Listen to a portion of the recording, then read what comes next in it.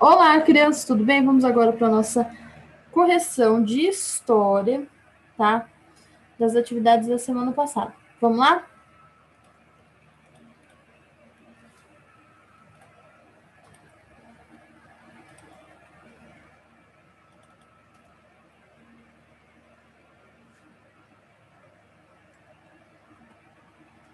Então, a correção de história é referente às atividades do dia 10 de novembro. E lá na página 139 tinha o texto, na 138, sobre a decisão do Vasco da Gama. Tá perguntando como o clube justifica a decisão de não abrir mão de seus jogadores?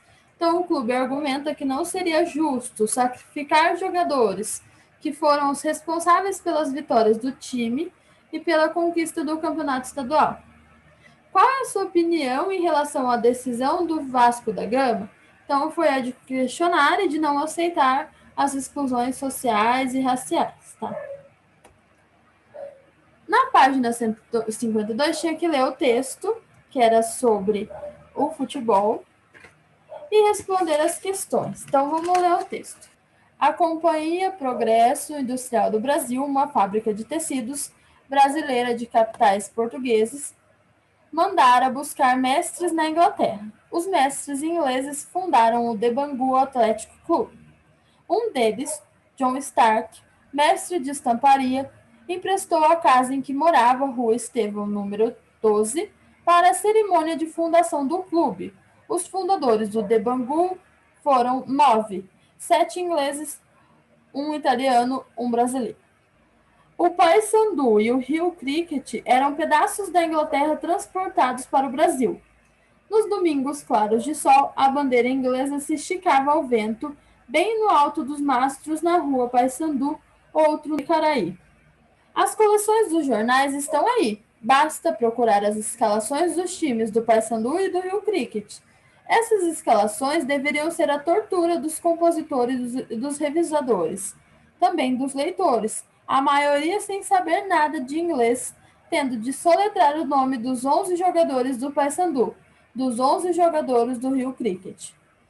O futebol made in Inglaterra, made in England, o futebol made in England tinha que ser traduzido, e enquanto não se traduzia e se abrasileirasse, quem gostasse dele precisava familiarizar-se com o nome dos ingleses.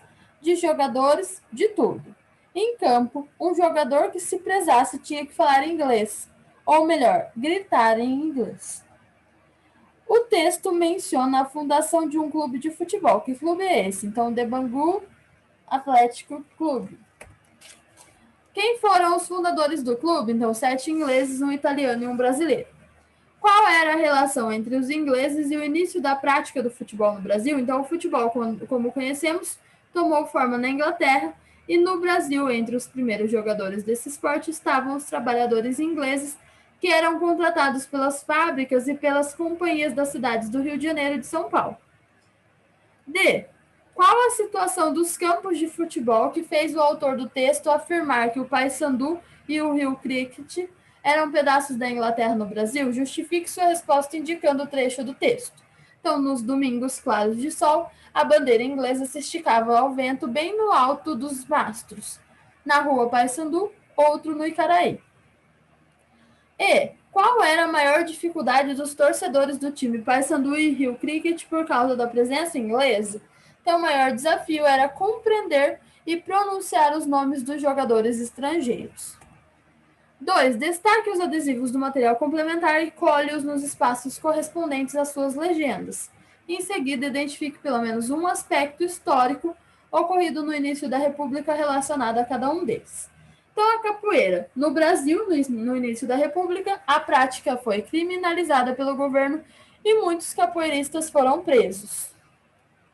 O samba. O primeiro samba intitulado Pelo Telefone foi gravado em 1910.